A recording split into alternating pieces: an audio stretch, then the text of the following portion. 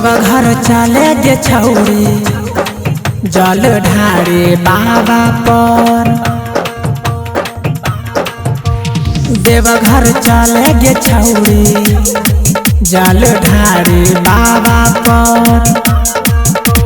मिलतौ सुनर दुल्हवा हेगे मिलतौ सुनर दुल्हवा हेगे कांवर ले ले कांधे पर। देवघर हेगे देवघर चले गे छौरी जल ढारे बाबा पर। देवघर चले गे छौरी जल ढारे भोला पर।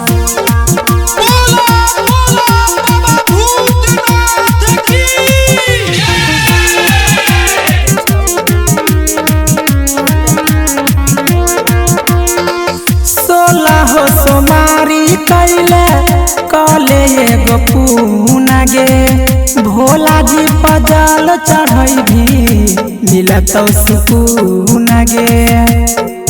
चल कर जल ढारी हेगे पहिला सोमारी हेगे मिलतौ सुनर दुल्हवा हेगे मिलतौ सुनर दुल्हवा हेगे जलावा चढ़ाई के।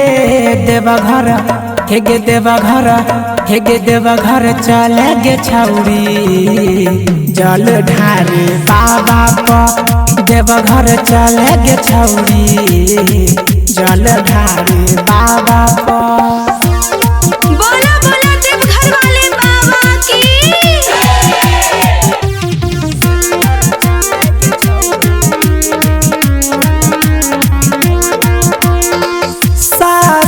ससुर मिलतौ बढ़िया खानदान गे भोला बाबा रखतौ हरदम तोरा पर ध्यान गे।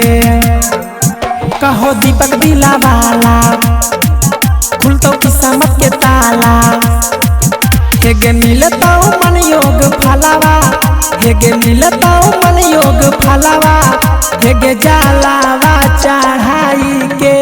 देवघर हेगे देवघर चले गे छौरी जल ढारे बाबा पर। देवघर चले गे छौरी जल ढारे भोला पर। आगे चल न गे।